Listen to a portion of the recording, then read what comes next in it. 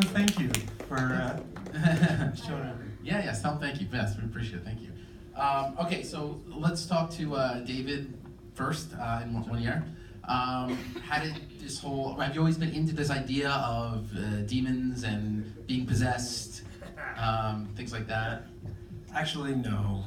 But as independent filmmakers, you want to be able to make a statement, make people notice you a little bit. And there's a difficulty when you don't have big stars. You got to do a drama, and then it's very difficult to get that out there. And in my mind, going through horror, which has a very big audience, they just can't get enough. My good friend and co-writer Eric Bram, who lives in LA, had a comedy horror script that this was based on. And it was a very different title. It was called I Eat Your Soul. And so it was, arms being ripped off, blood everywhere, and, funny, campy lines. And I thought, but the secret in the film, the Aaron secret love, thing, was really intriguing. And I had thought, well, maybe let's make this thing a real horror. Let's make this thing something we can really sink our teeth into. And I approached Monier, who's directed a couple of different indie thrillers, and I brought in, and Joe, you were there at that meeting too, and it was one of these, can we get this done? Do it for a price. We don't need big actors, single location pretty much, and we worked out the logistics, and we were able to raise some money, and hey, we're in production. So that's kind of how it really got started. It was this kind of flow from a comedy horror to let's get this thing done and maybe make people notice this. Classic example of filmmaker friends getting together and a little bit of money and just making a film happen. And we shot this thing 2 years ago, and today is the first time we're really seeing it on the big screen. So we actually just completed a film, Joe, David, and I, a short film, and we were going to do a bed and breakfast. So we're sitting on that idea for about a month, and then the feature script from Eric Bram came, and we were sitting on my rooftop, and then from there on, yeah, David said, that's exactly right. Yeah. So, Have you directed horror before? Or? I did. My first horror is the scene where the eyes get gouged out. The same thing happens as 10 years ago. I directed a horror called. It's a same thing. It's a thriller. Yeah. It's called Dissonance. Original title was Cognitive Dissonance. It's from the cognitive dissonance theory. Okay. And the dialogue is very didactic. It's like philosophers speaking. So story was there. The dialogue wasn't. But this one, Eric and David, they did the writing. Well, yeah, I'm originally a writer, so it was kind of stick to what I know and how to create a story that hopefully there were compelling characters in this one, and there were some. What I love the most is having surprises that you didn't see coming. Maybe you did, but we do our best to try to hide that little secret throughout the movie. Have little hints along the way, and then when you get it revealed, you want that euphoric feeling like, oh yes, that's, oh I saw that too, and I didn't notice. Oh, and that's so great feeling. Then you can watch it again, and say, yeah, that's right. So that's something I love to do. And how did Patrick get involved? I've worked with Patrick on numerous projects, so I brought him on in the pre-production process. So then he just went in full force, and an amazing job. He took over. Yeah, he just took over. And as far as this production, without getting into too much story, there's a lot of things that happened on this set. That maybe Beelzebub was at play. I don't know. But he was definitely there. And in the cold with, no heat and no running water, and this man had to figure out how to make everybody happy. And yeah, there were bees in the... Chasing bees, yeah. Yeah, it was crazy. So I have to say, this is much more different of an experience. I know a lot of everybody here is filmmakers, and maybe we do short films, but shooting a feature film, being on set 30 days,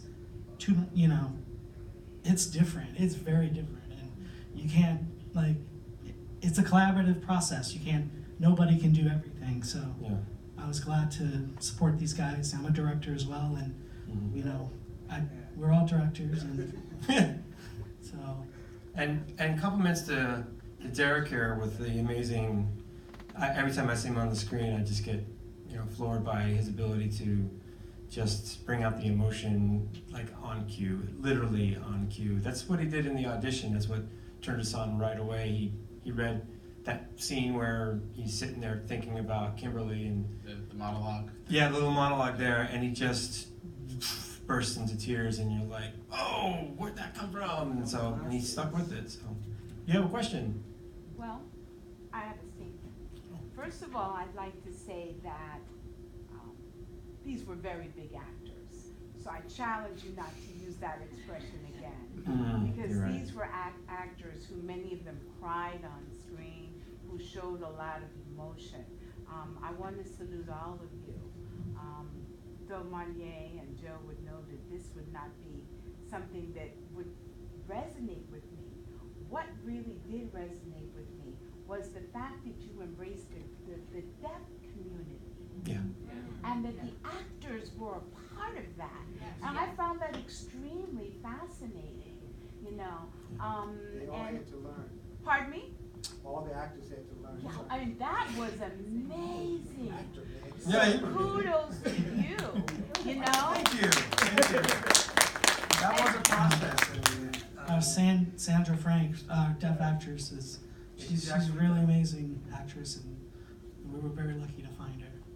She was on Broadway at the time in Spring Awakening, the deaf production. She was the lead in that. And we noticed her right away. She came in, a few others came in, they were all fine actors, and but she blew us away. And what we were just saying, they've already had to learn ASL for all their lines.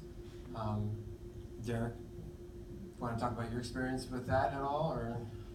I mean, yeah, we had enough time to work with a coach. I can't remember her name off the top of my head right Delaney? now. Or no, it was Alexandra Wales? Yes, Yeah. yes. And now she's become a friend, and that's a wonderful thing to meet somebody like that. Does anybody have any questions? Yes. I love that you guys embrace the deaf community, and I also love I don't know if this was the intended message, but the idea that monsters aren't necessarily real humans are the monsters, and the fact that she summoned the monster through her friends, She did, yes. Wonderful. She's a monster for sure, yeah. It was gorgeous. I was curious about your artwork, and also, I had a question about the tongue. Mm-hmm. Could you just Yes, Yeah. could definitely elaborate. So that thing that, right, and I saw some reactions of you going, ah! That's I think we pronounce it proboscis. That's a fly's tongue. Ew. I was wondering also what that Yeah. was. Beelzebub, Lord of the Beelzebub Flies. is the Lord of the Flies. Ew. And that's the fly's tongue. There were some hints of flies throughout the film. If you saw like the carcass stuff in the thing, you saw the butt fly buzzing around. All visual effects, by the way, those flies. They were really good actors. Sir? Oh wait, hold on. And the artwork is Yeah. one of the bands I work with, Aaron Bordner, very talented graphic comic book artist. And he does the album work for, Great, yeah. great.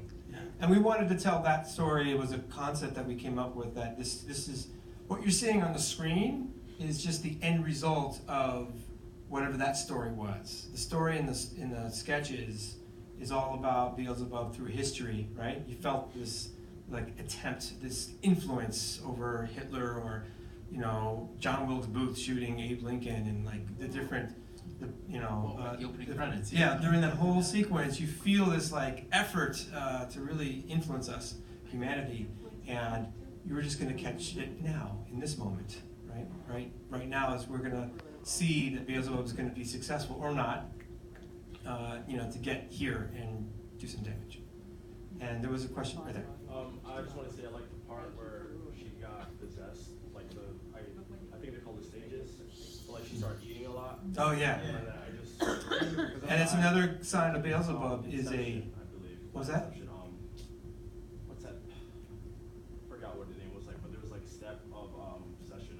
Oh, there's obsession first. Yeah. Yeah, and in fact, Erin, the one who gets her eyes gouged out, she was obsessed through her entire life. From when she was at the top of the stairs with the shadow and all that stuff. I really enjoyed the couple of things, a lot of the writing, but the aerial shot were very effective. This man right here, one of the most, I just popped it up, he is one of the best drone he's got a phenomenal skill, and he's got a great drone, now even better than the one that we use. He's like upgraded, like, can we shoot it now? You know, but it's like, you should see his work. And we dragged a drone into the house. Yeah. Oh yeah, That was actually, yeah. Holding that drone. Don't ever do that. That's Through the hallway. Yeah, the drones are fun. Yeah, that was, Thank you. thank you about that. Any other thoughts? Oh, where was it filmed? High Falls. High Falls. Upstate New York, By New Paltz. north of Poughkeepsie, New Paltz area, Mohonk Mountain area. Have you guys tried to put this on Netflix? So that's a good question. So we are in contract negotiation with a distributor right now, a very good one that caters to getting it to Netflix, Amazon, Hulu, Google Play, and Apple iTunes, among other things. Showtime. Yeah, they'll be going in that route as well. But we're just doing all the paper, and that takes a minute, and then we're hoping for a release sometime in February or March. So we've been picked up, which is good. And real quick, one last question. Any other projects you're working on right now? Anything, any follow-up to Soul Keep or? Yeah. I'm working on my Broadway musical. Oh, cool. Yes, he Are is. you allowed to tell us what it, did you tell us anything yet or? No. No, okay. We'll keep that secret, but it's fantastic. Yes. Vanya? I'm working on, it's called Soil. It's about post-traumatic stress disorder, but soldiers coming back from overseas, and this one specifically coming back from Afghanistan, and me being Afghan, so I know the whole cultural aspect, and a dancer coming back here and trying to get her life back together. So it actually focuses more on the post-traumatic stress disorder that soldiers, civilians from war. He comes back as a different Yeah, person. as a He brings whole, back so up. that's what I'm working on. It's a good thriller. Yeah, along with that, there are follow-ups for Soul to Keep. This is a world, like that title sequence kind of implies something's happening. Things are, Beelzebub is one of many princes of hell. You kind of caught that in the film a little bit. And in fact, there are 7, and you might recognize some names like Leviathan or Lucifer, those kinds of names. And we have some ideas about how those stories also, I mean, there's gonna be sequels for this where you obviously see that she wants to, or she got out, or Beelzebub survived that with the look, you know, and the feel here, something's going on. And so Beelzebub's gonna have its story, and then others are going to make their way also from hell. And then will be a counter from God, and there will be the angels who are already ready, waiting for this moment, for the Armageddon. So there's a really bigger play happening with this project.